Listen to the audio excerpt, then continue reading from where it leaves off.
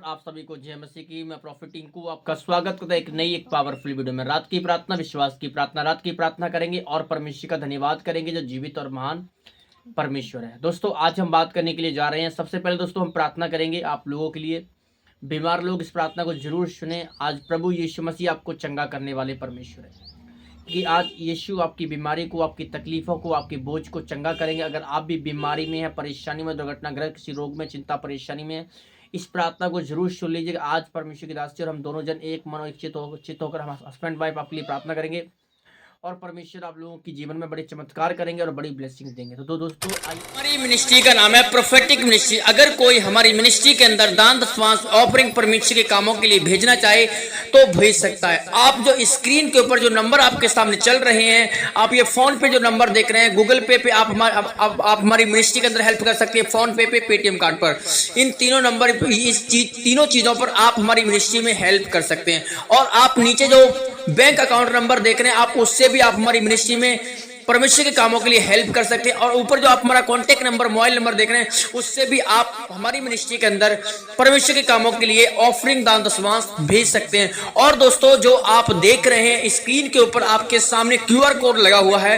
QR code के ऊपर भी जब आप स्कैन करेंगे तो आपके सामने वो इंटरफेस खुल जाएगा। तो आप उसके द्वारा भी आप हमारे परमेश्वर के कामों के लिए, परमेश्वर के भवन के लिए आप परमेश्वर के कामों के लिए भेज सकते हैं। लोग बड़ी बड़ी चर्चों के अंदर, मिनिस्ट्रियों के अंदर तो बहुत दान देते हैं। देखते हैं एक छोटी सी मिनिस्ट्री के लिए, परमेश्वर के कामों के लिए कौन देता है, कितने लोग खड़े होते हैं प्रभु यीशु मसीह के नाम में। आप जरूर परमेश्वर के दान दशमांश को परमेश्वर के घर में भेजिए। प्रभु आपको बहुत आशीष देंगे। कुछ शुरू पहले 2 मिनट प्रार्थना करेंगे, उसके बाद दोस्तों हम आगे चल के आपसे बात करेंगे। आइए एक मन को प्रार्थना करते हैं। सर्वशक्तिमान पिता परमेश्वर, धन्यवाद करते हैं प्रभु यीशु मसीह, आप महान और दयालु परमेश्वर, सत्य और मार्ग और जीवन है मेरे पिता। आप महान है परमेश्वर, आप दया करें, कृपा करें प्रभु यीशु मसीह, आप कृपा करें मेरे पिता। धन्यवाद प्रभु यीशु मसीह, दया करें, बंधन टूट जाए मेरे परमेश्वर, सारी बीमारियां, परेशानियां, तकलीफें खत्म हो जाए मेरे परमेश्वर। तो छू ले मेरे पिता, अपने लोगों को छू ले मेरे पिता, अपने दासों को छू ले मेरे प्रभु जी। ब्लेस कर मेरे पिता, सारे बंधन टूट जाए मेरे पिता, सारी बीमारियां खत्म हो जाए मेरे परमेश्वर, सारी टेंशन डिप्रेशन खत्म हो जाए मेरे परमेश्वर। दया करो मेरे परमेश्वर, आजाद कर मेरे परमेश्वर, ब्लेस कर प्रभु, सारी बीमारी खत्म हो जाए। आप विलंब से क्रोध करने वाले, अति करुणा निधान प्रभु जी परमेश्वर मेरे प्रभु, आप इनको छू ले मेरे पिता। बीमार चंगे हो जाए, किडनी लीवर चंगे हो जाए, फेफड़े चंगे हो जाए, गुर्दे चंगे हो जाए। आशीष पाए मेरे प्रभु, सारे बंधन टूट जाए, सारे श्राप खुल जाए, सारे जादू टूटे नाश हो जाए, अंधकार की शक्तियां खत्म हो जाए, पवित्र आत्मा की सामर्थ्य हुए मेरे पिता, सारी दुर्बलताएं खत्म, सारी मुश्किलें खत्म, सारे श्राप खत्म हो जाए। पवित्र आत्मा तू दया कर और कृपा कर, आशीषित कर मेरे परमेश्वर, तेरा आत्मा इन्हें छुए और ब्लेस करे यीशु मसीह, आमीन। तो प्रभु यीशु मसीह आपको बहुत आशीष है। सबसे पहले दोस्तों हम पढ़ेंगे बीमारों के लिए परमेश्वर का वचन क्या है। जो बीमार हैं, दुखी हैं, परेशान, लाचार है, फुटपाथ पे हैं, यतीम है, अनाथ है, बोझ में, सफर में, रोगों में, चिंता में, क्लेश में, बीमारी, बेचैनी, परेशानी, दुर्घटनाग्रस्त किसी रोग में, तो उनके लिए पवित्र आत्मा की आवाज क्या है, हम उस आवाज को पहले सुनेंगे और जानेंगे। उसके बाद दोस्तों हम वचन से स्टेप बाय स्टेप आपके लिए बात करेंगे कि आप जब प्रार्थना करें और परमेश्वर के सामने जाएं, तो आप किसी बीमारी में, परेशानी में, तो उस वचन को क्लेम करें, उस वचन को बोलें जो परमेश्वर आज आपको देना चाहता है, आज आपको बोलना चाहता है। तो इस वचन को जरूर आप एक बार अंडरलाइन करें, इस वचन को आप बोलें, तो परमेश्वर निश्चय ही आपको चंगे करेंगे यीशु मसीह का नाम। तो पढ़ेंगे सबसे पहले यशायाह 53 अध्याय उसका 4 और 5। यशायाह 53 अध्याय उसका 4-5। निश्चय उसने हमारे रोगों को सह लिया, निश्चय ही उसने हमारे रोगों को सह लिया और हमारे दुखों को उठा लिया, उसके कोड़े खाने से हम चंगे हो जाएंगे। यह लिखा है कि निश्चय उसने हमारे रोगों को उठा लिया, उसमें रोगों को उठा लिया, हमारे दुखों को उठा लिया, उसके कोड़े खाने से हम चंगे हो चुके। आप जब प्रार्थना करें, आप बोले परमेश्वर तूने हमारे रोगों को उठा लिया है, हमारे कष्टों को उठा लिया है, हमारे कर्जे को उठा लिया, हमारी बीमारी को उठा लिया, हमारी परेशानी को उठा लिया, हमारी दुर्बलताओं को उठा लिया है। हम प्रभु आपने में चंगा कर दिया, हम चंगे हो चुके हैं, यीशु के मार खाने से हम चंगे हो चुके हैं। हम ब्लेस हो चुके हैं, हमारे कर्जे चले गए, हमारी बीमारी चली गई, हमारी दुर्बलता चली गई है। यीशु मसीह के मार खाने से हम ब्लेस हो चुके हैं, हम आशीषित हो चुके हैं। हम ब्लेस से, हमारे कोई बीमारी नहीं है, कोई रोग नहीं है, हमारे कोई तकलीफ नहीं, कोई टेंशन, कोई डिप्रेशन नहीं है। हम आज़ाद हैं यीशु मसीह के नाम में। परमेश्वर ने हमें आज़ाद कर दिया, परमेश्वर ने हमें फ्री कर दिया, परमेश्वर ने हमें टेंशन से, डिप्रेशन से, कर्जे से मुक्त कर दिया। पवित्र आत्मा ने, हम धन्यवाद करते हैं प्रभु का। ठीक है, इस तरह से आपको बोलना है। ठीक है, हम पढ़ेंगे पहला पतरस उसका 2 अध्याय उसका 24। उसने आप हमारे पापों को अपने देह पर ले लिया, उसके घाव से तुम चंगे हो गए हो। लेकिन बाइबल यहाँ पे क्या कहती है? यहाँ पे पतरस ने डायरेक्ट पहला पतरस 2 अध्याय 24 में क्या लिखा है? उसने हमारे पापों को अपने देह पर ले लिया, मतलब हमारे श्रापों को, हमारे पापों को ले लिया। वचन कहता है कि उसने आपके अपराधों को कहाँ टांग दिया? क्रॉस के ऊपर। मतलब मैं आपको बताना चाहता हूँ, जो क्रॉस होता है, जो लकड़ी का, उस समय उस व्यक्ति को सजा दी जाती थी जो अपराध बहुत भयानक करते थे, मतलब जो घिनौने पाप करते थे, उनको क्रॉस की सजा रोमन्स देते थे। पर यीशु मसीह ने कोई गुनाह, कोई पाप नहीं किया। वचन कहता है कि वो हमारे लिए श्रापित बन गया, हमारे श्रापों को उसने लेकर क्रॉस पे चढ़ गया। और यहाँ पे लिखा है कुछ, तुम्हारे पापों को, तुम्हारे गुनाहों को उसने अपनी देह पर ले लिया। मतलब हम पापी थे, हम गुनाह में थे, हम शरीर से जन्मे हैं, ना कि आत्मा के द्वारा पहले जन्मे थे। क्योंकि वचन इस प्रकार कहता है, उसने तुम्हारे पापों को अपने शरीर में ले लिया। मतलब हमारे दुखों को, हमारी तकलीफों को, हमारे पापों को, हमारे बोझ को प्रभु यीशु मसीह ने अपने देह पर ले लिया और हमारे घाव को चंगा किया। पवित्र आत्मा ने हमारे शरीर में जो घाव थे, पाप के घाव, गुनाहों के घाव, किसी चीज के घाव थे, वो सब चंगे कर दिए पवित्र आत्मा ने। ठीक है, आगे पढ़ेंगे हम भजन संहिता उसका 103 अध्याय। हे मेरे मन, यहोवा को धन्य कह। अब चंगे होने के बाद आपको क्या करना है? परमेश्वर की गवाही देनी है, परमेश्वर के घर में आना और पवित्र आत्मा को धन्यवाद करना कि परमेश्वर, मैं तेरा धन्यवाद करता हूँ इस दिन के लिए, इस समय के लिए। हे मेरे मन, यहोवा को धन्यवाद धन्य कह, वह तेरे सब रोगों को चंगा करता है। पहले आपको स्तुति करना है, उस बीमारी में, उस समस्याओं में, उस परेशानी में आपको स्तुति करना है और कह रहा है, हे परमेश्वर, मैं तेरा धन्यवाद करता हूँ कि तूने मेरे रोगों को चंगा कर दिया है, तूने मेरी परेशानियों को, मेरी दुर्बलताओं को तूने चंगा कर दिया, क्योंकि तू चंगा करने वाला परमेश्वर है। तूने मुझे चंगा किया, तूने मुझे आशीषित किया। पवित्र आत्मा, मैं तेरा धन्यवाद करता हूँ मेरे परमेश्वर। ठीक है, आगे पढ़ते यिर्मयाह 23 अध्याय, यिर्मयाह 30 की 17। यहाँ पे लिखा है, मैं तुम्हें चंगा करूंगा और तेरे घाव को अच्छा करूंगा, और यहोवा की यही वाणी है, मैं तेरे घाव को चंगा करूंगा, मैं तुझे ब्लेस करूंगा, मैं तेरे बंधन तोड़ूंगा, मैं तेरी बीमारी को दूर करूंगा, मैं तेरी परेशानी को दूर करूंगा, तेरी चिंताओं को दूर करूंगा, मैं तेरे कलेश को दूर करूंगा। याकूब की पुस्तक 5 अध्याय। विश्वास की प्रार्थना जो रोगी बच जाएगा, प्रभु उसे उठा करके खड़ा करेगा। मतलब विश्वास की प्रार्थना से प्रभु उससे आजाद करेगा। विश्वास की प्रार्थना से तुम्हारे रोग, तुम्हारी बीमारियां, तुम्हारी तकलीफें, तुम्हारे कलेश खत्म है विश्वास की प्रार्थना से। अगर आप विश्वास में, प्रार्थना में विश्वास है, तो निश्चय ही प्रभु आपको चंगा करेगा, निश्चय ही पवित्र आत्मा आपकी बीमारी को, आपकी तकलीफों को दूर करेंगे। ठीक है, अब पढ़ते हैं संकट में रहने, संकट से छुटकाने के लिए प्रार्थना। वचन भजन संहिता 34:19। धर्मी पर बहुत सी विपत्तियां पड़ती हैं, परंतु यहोवा उनको उन सबसे छुड़ा लेता है। धर्मी पर ऐसा नहीं कि विपत्ति पड़ती नहीं है, धर्मी पर दुख दिक्कत आती नहीं, धर्मी पर भी चिंता आती नहीं है, परेशानी आती नहीं है, टेंशन आती नहीं है, जेल खाने में नहीं जाता है।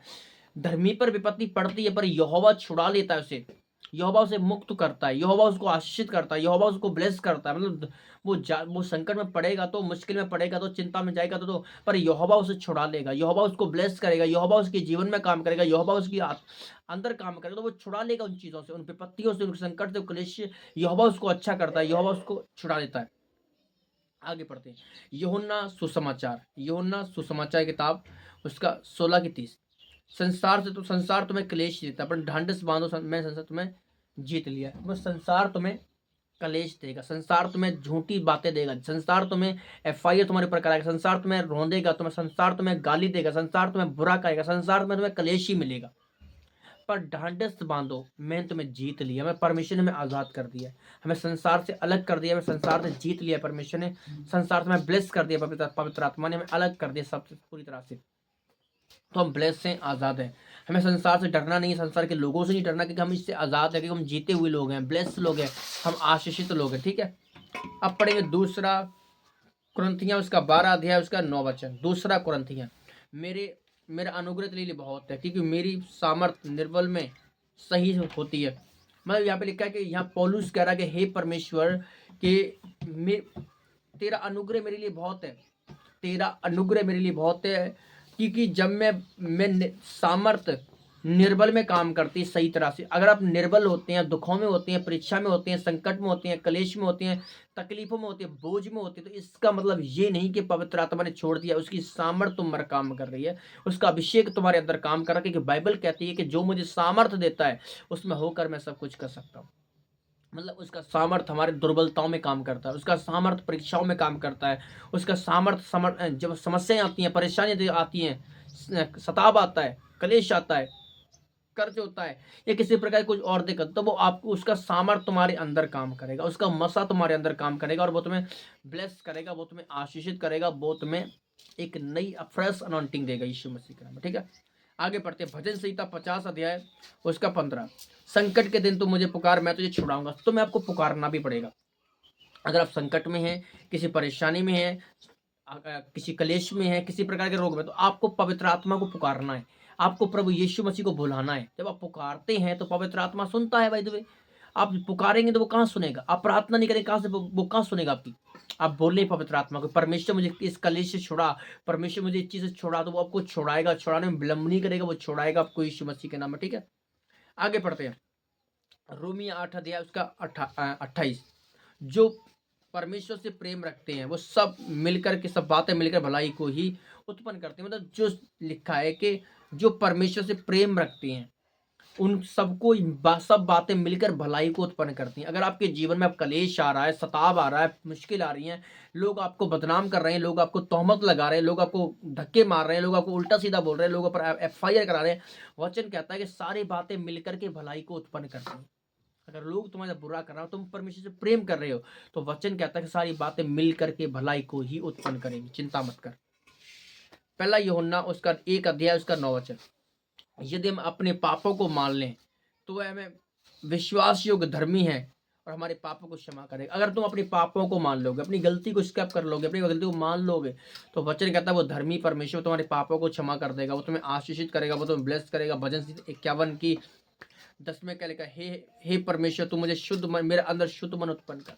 हे परमेश्वर मेरे मन में, मेरे अंदर शुद्ध मन उत्पन्न कर, मेरे अंदर दिल में जो गंदगी भरी उसे निकाल दे परमेश्वर, और उसके नया मन उत्पन्न करके मैं एक नई शुरुआत कर पाऊँ। यशायाह 1 अध्याय का 18। यदि हमारे पाप लाल रंग के क्यों ना हो तो भी वो हिम के नाई उजले हो जाएंगे। अगर हमारे पाप अगर हमारे पाप अगर अगर आपके पाप हैं जो लाल रंग के क्यों ना हो, वो हिम के नहीं सफेद कर देगा पवित्र आत्मा। कितने भी कैसे क्यों ना पाप हो, पवित्र आत्मा क्षमा करने की शक्ति रखता है। इफिसियां 1 की 7। उसने हमसे उसके लहू के द्वारा छुटकारा दिया है, अर्थात उसके पापों को क्षमा भी मिली है। देखो यहाँ पे लिखा है कि हम उसके लहू की तरह छुटकारा पाए हुए हैं, हम उसके लहू की तरह स्वतंत्रता ही पाए गए हैं, और हमारे पापों को भी उसने क्षमा किया हुआ है, हमारे रोगों को चंगा किया उस परमेश्वर ने। मत्ती सुसमाचार। हे सब परिश्रम करने वाले मेरे पास आओ, मैं तुम्हें विश्राम दूंगा। यहाँ पर लिखा हे सब परिश्रम करने वालों मेरे पास आओ, मैं तुम्हें आराम दूंगा। मैं आराम देने वाला परमेश्वर। आपको अगर आप परेशान हैं, दुखी हैं, तो आपको यीशु मसीह के पास में आना पड़ेगा। ठीक है ना? तो आपको प्रभु यीशु मसीह के नाम में प्रार्थना करना। हे पिता परमेश्वर, मैं यीशु मसीह के नाम में हर बीमार, हर दर्द, हर आत्मिक बंधन को तोड़ता हूँ यीशु मसीह के नाम में। जो वचन के अनुसार चंगाई अभी प्रकट हो, हर पाप क्षमा हो जाए, शांति और नई शक्ति आए यीशु मसीह के सामर्थी नाम में। एक नई शक्ति, एक नई अनॉइंटिंग उतरने पाए प्रभु यीशु मसीह के नाम में। सारे बंधन, सारे श्राप टूट जाए मेरे परमेश्वर, सारी तकलीफें, सारे बोझ खत्म हो जाए मेरे प्रभु। आज जितने लोग देख रहे पिता, चंगाई इनके जीवन में, आशीष इनके जीवन में, बंधन टूट जाए पिता, दुख तकलीफें खत्म हो जाए, शैतान के बंधन टूट जाए प्रभु, सताप खत्म हो जाए, श्राप खत्म हो जाए प्रभु। तेरा आत्मा इन्हें आजाद करे, तेरा आत्मा इन्हें ब्लेस करे पवित्र आत्मा, इन्हें छू और ब्लेस कर। सारी समस्याएं, तकलीफें यीशु नासरी के नाम में खत्म हो जाए पवित्र आत्मा। ये बढ़े और ये बड़ी ब्लेसिंग्स को देखने पाए यीशु मसीह के नाम में, आमीन।